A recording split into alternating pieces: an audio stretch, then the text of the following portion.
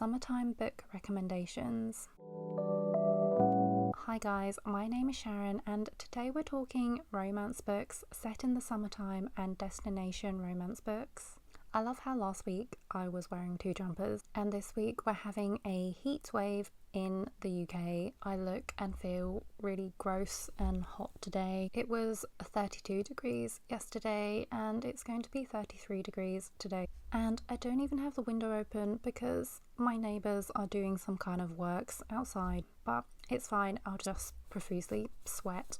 But can't complain too much because before this we had really awful, cold, rainy weather. So I have a few romance book recommendations. I have purposely chosen not to talk about the really popular ones such as your Abby Jimenez and Emily Henry, and they are some of my favourite romance authors, but they come up on like every romance book recommendation that I see. I still have some popular books on this list, but for the most part, I tried to find more underrated ones that are less talked about. Timestamps down below. First book on this list is Meet Me in Paradise by Libby Hubscher. Here you have the FMC Marin, who is someone who plays it really safe in life. She doesn't like to take risks in any aspect of her life, ever since her mother, who was a journalist, passed away during an assignment.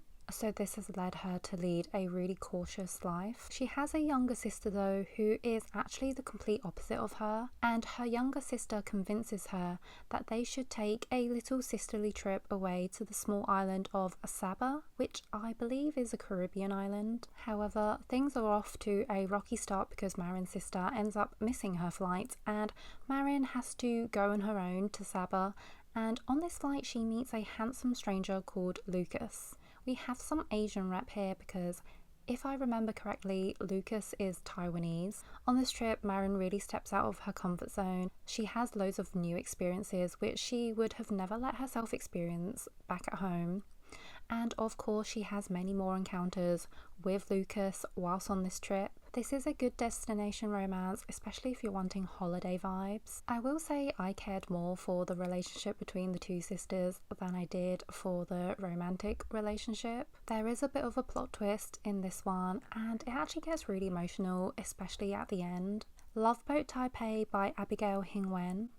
This is a YA and another destination romance. You're following an Asian American teenager called Eva, and she joins a summer program where she gets to go to Taipei, the capital of Taiwan. She has the typical strict Asian parents and they think she's joining a very academic program where she gets immersed in the language and culture, which she does, but it's actually less academic and less supervised than they could have imagined. She experiences the city, of course, but also romance, nightlife, drama. This is also a coming of age, self-discovery kind of story. It was really fun, a little bit messy. I love Taipei, so I enjoyed this one. It also has a movie adaptation starring Ross Butler, and this book also has a sequel called Loveboat Reunion. Next book, Here We Go Again by Alison Cochrun. This is a sapphic romance, and you have quite a few different tropes here. You follow the 2 main characters who are estranged childhood best friends turned rivals. They both grew up in the same small town, never moved out, and they're also teachers at the same school. Then when their former English teacher gets terminally ill with only a few months left to live, he asks them both to take him on a cross-country road trip to Maine, so they help him fulfill his last wish together. The 2 characters have to work on a few things and confront their past. You have the friends to enemies to lovers, forced proximity, road trip tropes. I really liked this one. I thought it had good character development and there was a good balance between the romance and banter versus the emotional depth. There is of course a really sad element to this with the former English teacher being terminally ill, but overall this was a really good romance. I'm not a road trip person myself. I would definitely get car sick, but I love reading about road trips. Next book, That Summer Feeling by Bridget Morrissey. I'm prematurely recommending this because I only started this yesterday, but so far I'm enjoying the writing. You're following a divorced woman whose husband served her divorce papers on Valentine's Day. She used to be really optimistic and a big believer in love, but now she's not sure what she believes in anymore, except that maybe she's destined to never find love again. Her and her sister decide to join this summer camp for adults to experience something they never got to as kids. This sleepaway camp is in the Blue Ridge Mountains, which is somewhere in the US. And here at this camp, the FMC bumps into someone from her past. Since I'm not too far into this, they've only just arrived at the camp, I really don't have that much to say about it.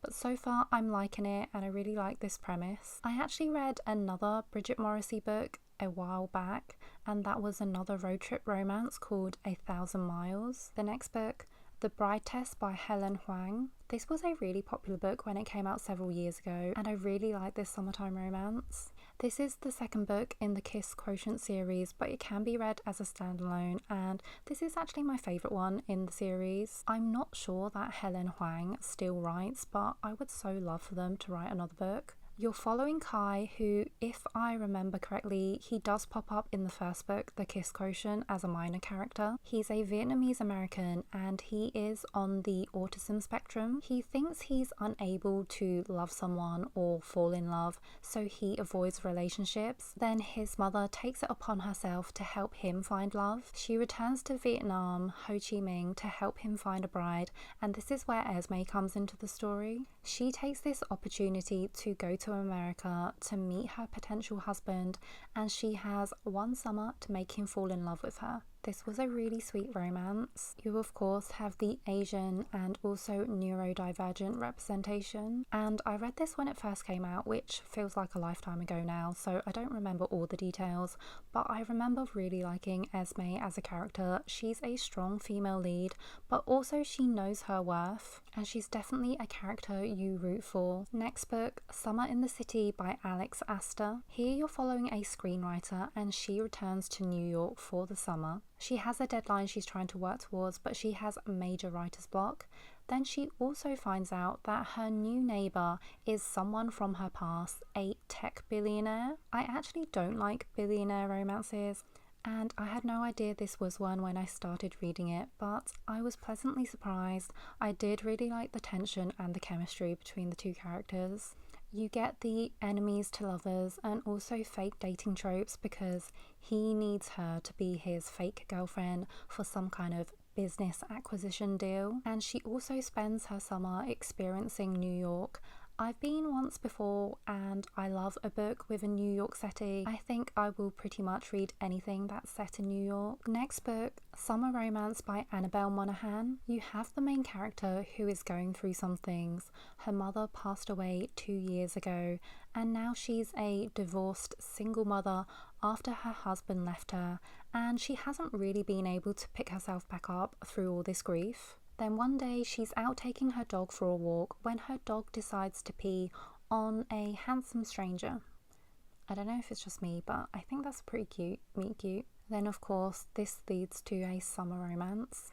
Again, this is one which I think has a really good balance of romance and humour versus the more serious topics such as loss and finding yourself again. I also read this one quite a while ago, so I don't know if I'm remembering wrong, but I want to say this is a closed door romance. So I don't think there was any smut in this, but actually I prefer a closed door romance. And then my last recommendation for this list is That Fine Line by Cindy Steele. Cindy Steele is one of my favourite underrated romance authors, and this is a small town romance. You're following the FMC who has moved out of her small town to the big city, and she finds herself an affluent hotshot boyfriend who becomes her fiance. When it's time to plan her wedding though, she decides to go back to her small town on her own to plan her wedding.